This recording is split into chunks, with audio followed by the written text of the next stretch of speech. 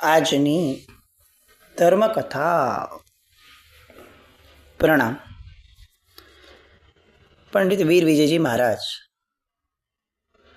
આપણા બહુ નિકટના પરિચિત હવે થઈ ગયા હોય એવું આપણને લાગે. ઉપકારી તત્વ તરીકે આપણને છેલ્લા કેટલાય દિવસોથી એમના દ્વારા ઊભું કરાયેલું આલંબન 64 પ્રકારી પૂજા,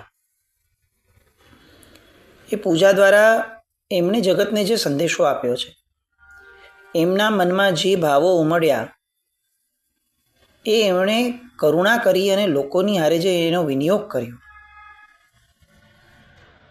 એને આપણે પોંખીએ છીએ, એને આપણે સંવેદીએ છીએ. આવા ઉત્તમ આત્માઓ જનરલી કોઈ પણ વસ્તુ જ્યારે એમના મનમાં સ્ફુરે, ઉત્તમતા, એ ઉત્તમતાને બહુ પાત્ર જીવો સાથે શેર કરે, વન ટુ વન. પણ કેટલાક કવિના આત્માઓ આ જગતમાં જન્મ્યા હોય, કેટલાક વક્તાઓ તરીકે આ જગતમાં જન્મ્યા હોય કે જેમને એવું લાગે કે ના, એવું નહીં, સામાન્ય લોકોને એના સ્તરનું પણ આપણે આપવું જોઈએ, એક આલંબન ઊભું થવું જોઈએ. અને એ ઉપકારની ભાવનાથી પ્રેરાઈને, કરુણાની ભાવનાથી પ્રેરાઈને આ જગતને એ લોકો આવા કાવ્યો, આવી રચનાઓ, આવા પુસ્તકો, આવા શાસ્ત્રો, આ બધું આપતા જાય છે. હવે સુજ્ઞ વ્યક્તિઓની એ પાત્રતા હોવી જોઈએ કે વાંચન અથવા શ્રવણ કરતાં પહેલાં આ કોના મોઢેથી બોલાયું છે એનો વિચાર કરે. જેના મુખેથી અથવા જેના હૃદયમાંથી નીકળ્યું છે એમની ઉત્તમતા, એનો વિચાર કર્યા વગર જે આવ્યું તે સાંભળી લઈએ, જે વાંચવા મળ્યું તે વાંચી લઈએ, આવો ભાવ જ્યાં સુધી આપણા જીવનમાં રહેશે ત્યાં સુધી ઉત્તમ વ્યક્તિઓની ઉત્તમતાને સ્પર્શવાના અધિકારી આપણે નહીં બની શકીએ. જે મળ્યું તે આવો સિદ્ધાંત આપણે જગતની અંદરમાં કોઈ ભૌતિક વ્યવહારની અંદરમાં વાપરતા નથી. દુકાને હોઈએ અને કોઈ એક વ્યક્તિ એક પ્રોડક્ટ લઈ જાય છે તો એ આપણે એને એમ નથી કહેતા કે તારે જે આપવું હોય ત્યાં.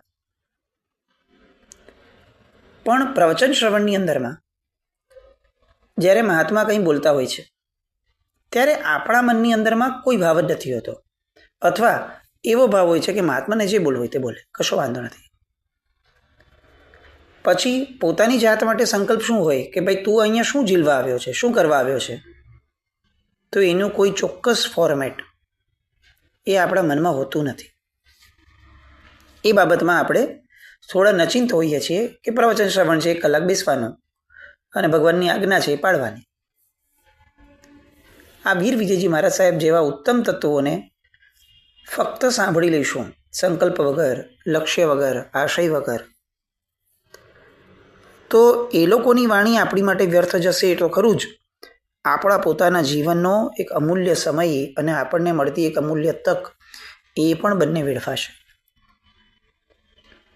એમણે જુઓ 64 પ્રકારી પૂજાના અંતે આ બલભદ્ર મુનિનો દ્રષ્ટાંત મૂકી અને કેવો સુંદર ઉપકાર કર્યો.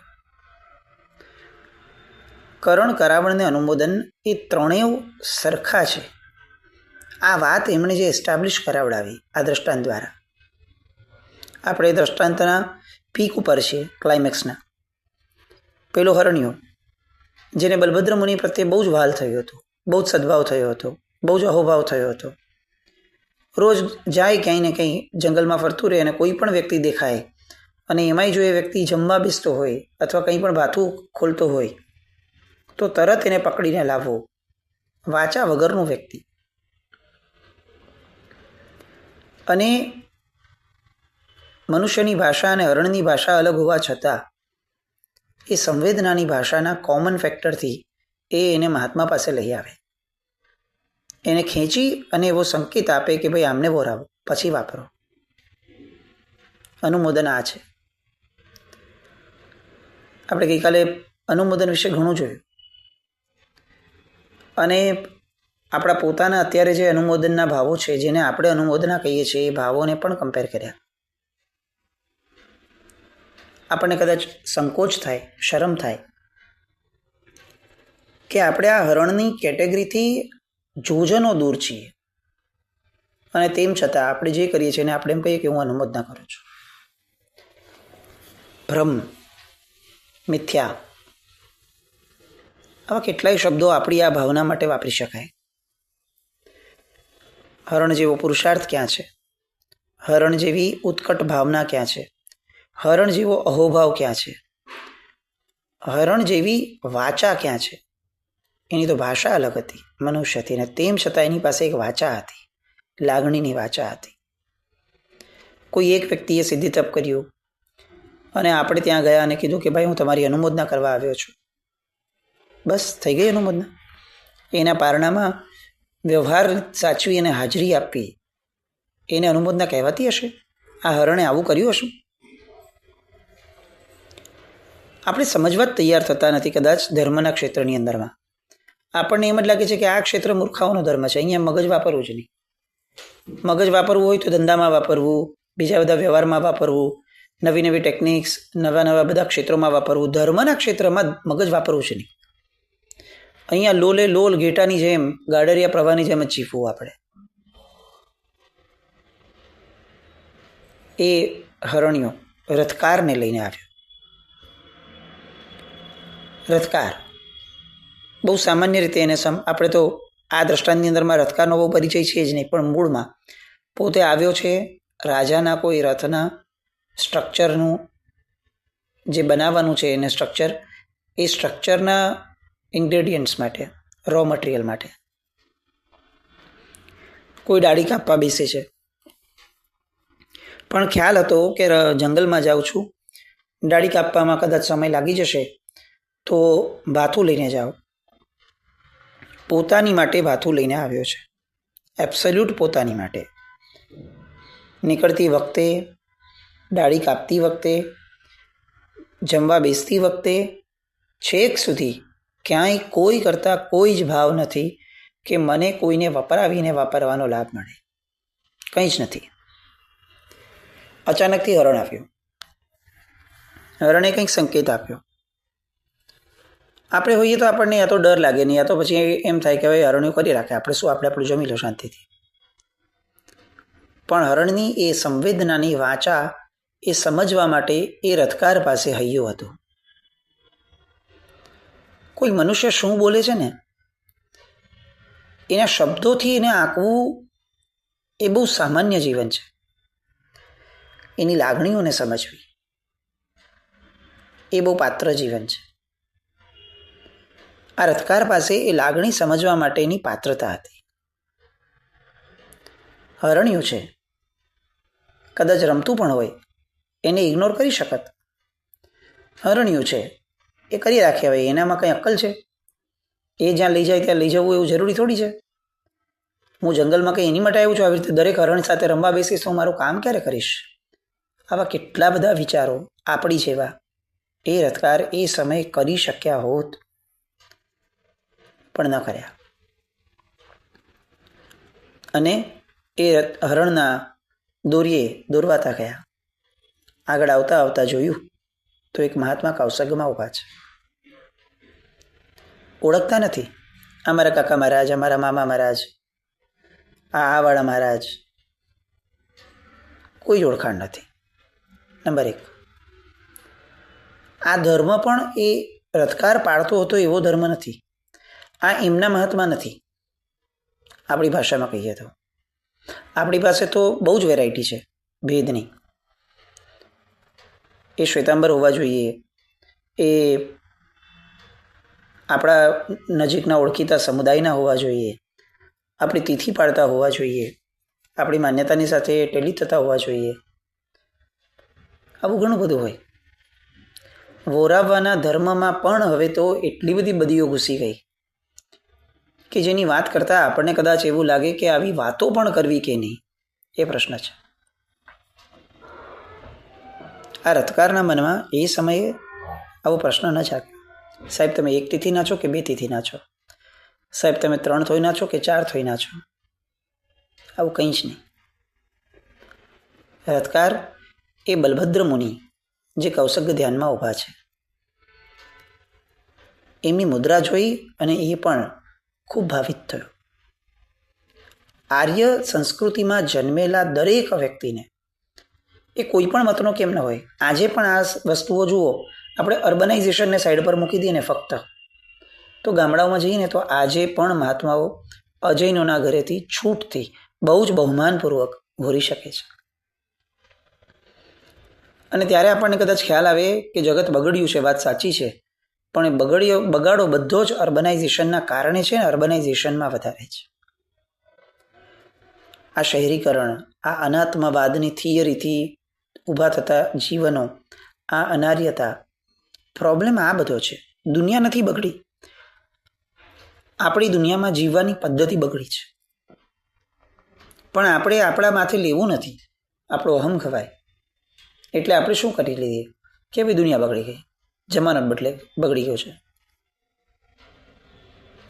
આ આર્ય માનવ હતો, જૈન મતનો ન હતો, અને તેમ છતાં એને પોતાના ભાથામાં લાવેલા ફૂડને, ભોજનને શેર કરવામાં, વહોરાવવામાં કોઈ કરતાં કોઈ વિકલ્પ પણ ન હતો. આમ સમજો, બહુ સામાન્યથી આવો વિચાર રથકારને આવો ન જોઈએ કે આ વગડામાં છું, સાંજે કેટલા વાગશે ખબર નથી, હવે જો હું આમને આ આપી દઉં તો હું કેટલું વાપરીશ, અને પછી મને ભૂખ લાગી તો આ વગડામાં મને શું મળશે. પાછું ઘરે જવાની ચોક્કસ કંઈ સમયધારા પણ નથી, કોઈ સર્ટેનિટી નથી કે આટલા વાગે ઘરે પહોંચી જશું. લોકલ તો છે નહીં કે આ પકડીને પહોંચી ગયા, ચાલતા જ જવાનું છે. આવો વિચાર, પોતાની સિક્યોરિટીનો વિચાર, પોતાના સાંજના ભોજનનો વિચાર પણ એને ન કર્યો. અહોભાવ છે આ બધા ન હોય ને ત્યાં સુધી વહોરાવાની ક્રિયા પણ એ વહોરાવાની ક્રિયા તરીકે ગણાતી નથી.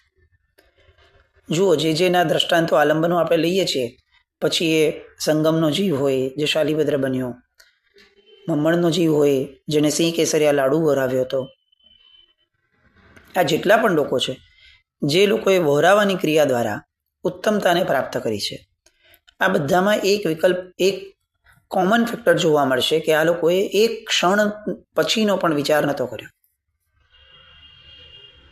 આપણે વહોરાવી દીધું, મહાત્મા વહોરી ગયા, હવે લોકોને એમ લાગે કે મહાત્મા આજે સરખો લાભ મળ્યો આપણને, ચાલો થોડુંક નવું બનાવી લઈએ ને તો આપણા બધાનું પૂરું થઈ જશે. જેમ મહાત્મા નિમિત્તે વહોરાવવા પહેલાં ન બનાવાય, એમ મહાત્મા વહોરી ગયા એ નિમિત્તને પામી વહોરાવ્યા પછી પણ કઈ રીતે બનાવાય. પાત્રતાઓ ક્યાં છે, અને આવી સમજણ કેળવવાની વૃત્તિ પણ ક્યાં છે. મારે શું કરવું જોઈએ એનો જરા વ્યવસ્થિત અભ્યાસ કરવા માટે હું કંઈક પુરુષાર્થ કરું, આવી વાત ક્યાં છે. રેડીમેડ વોટ્સએપ ઉપર કોઈને પૂછીને, ક્યાંક સાંભળીને, કોકનું જોઈને આપણે શીખી લેવું છે. ધંધો આપણે બાકાયદા શીખવો છે, પણ ધર્મ આપણે ઉછીનો જ શીખવો છે, પોતીકો કરીને શીખવો જ નથી.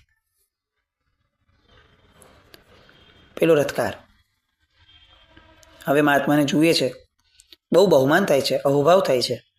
મહાત્મા તો હજી કૌશકગમા છે, પણ એ ઊભો સદભાવને વધારે છે એમના પ્રત્યેના. હવે એના બધા કામો ભૂલી ગયો છે.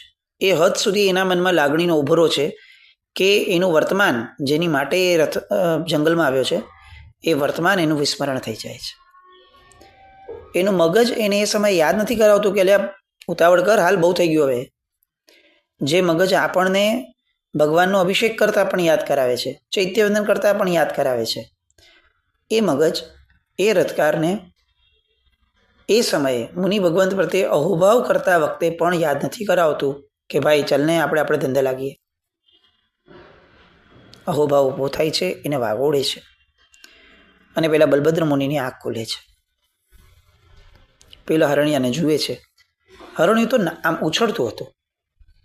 આવા મુનિનો પારણો થશે આજે, એમને ગોચરી મળશે ને હું એમાં નિમિત્ત બન્યો.